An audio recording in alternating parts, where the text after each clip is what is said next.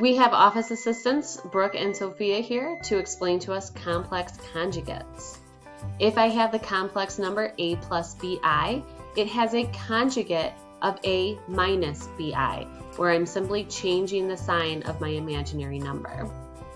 When you multiply two complex conjugates together, you always get a real number. So I have an example down here. We are multiplying square root 5 minus 3i by its conjugate square root 5 plus 3i. When I multiply these two complex numbers together, I have to distribute my square root 5 with both terms in my second number, and I have to distribute my negative 3i with both terms in my second number. So when I do that, it's going to look like this. My square root 5 times square root 5, those two square roots cancel each other out to just leave me with 5.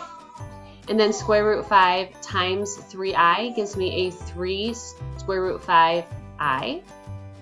Then negative 3i times the square root 5 is a negative 3 square root 5i.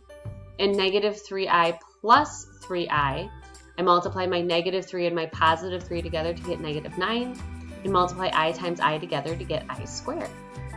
Now I can do some simplifying. I can combine my two I terms, and even though this is a really ugly number here, the nice thing about it is I have one that's a positive and one that's negative. When I add those together, they're just simply going to cancel each other out. So I'm left with 5. These things in the middle cancel. Then I have my negative I squared, my negative 9i squared, but I know I squared is just negative 1. So I'm left with 5 minus 9 times negative 1. Cleaning that up, and negative 9 times negative 1 is a positive 9. And I add that, 5 plus 9, to get 14. Thanks, Brooke and Sophia. We want to use this idea of the complex conjugates when we are dividing complex numbers. When we divide complex numbers, all we're simply going to do is multiply the numerator and the denominator by the complex conjugate of the denominator. This is called rationalizing the denominator.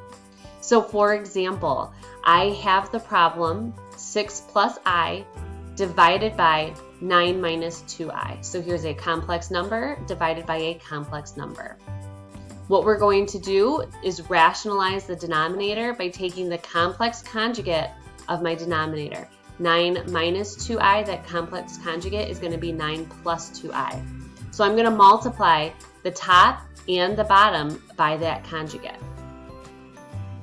So when I do that, I'm going to have to distribute up top, I'm going to have to distribute on the bottom. So I do 6 times 9, I do 6 times 2i, I do I times 9, I do I times 2i. But then I also do the same thing down here. So doing that, multiplying on top, 6 times 9 is 54, 6 times 2i is 12i, I times 9 is 9i, and I times 2i is 2i squared. Multiplying on the bottom, 9 times 9 is 81, 9 times 2i is 18i, negative 2i times 9 is negative 18i, and negative 2i times 2i is negative 4i squared. Just like we were seeing, we can clean this up. I have I terms on the top, I have I terms on the bottom that I can combine together. 12i plus 9i is 21i. 18i minus 18i, those are going to cancel each other out. Just like Brooke and Sophia showed us, we are going to be ending up with a real number down here. Those i's are going to cancel. And then we also know anytime we see I squared, that's really just a negative 1. So we're taking out the I squared and putting negative 1s in here. Continuing to clean this up, I'm going to go up here now. Multiplying both of those by my negative 1s, I have now 54 plus 21i, and then this 2 times negative 1 gives me minus 2. And in the denominator, 81 minus 4 times negative 1 gives me a plus 4. I have on the top two like terms, two constants that I can combine together, 54 minus 2. And on the bottom, I have these two terms that I can combine together.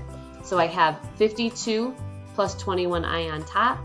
I have 85 on the bottom. To finish off this problem, what we're going to do is we're going to break this apart and put them into their own fractions. So because I have a sum on the top, but then I just have this one number in my denominator, we can break that apart and make this 52 over 85 plus 21 over 85i. And this is going to be our final answer when we are dividing complex numbers.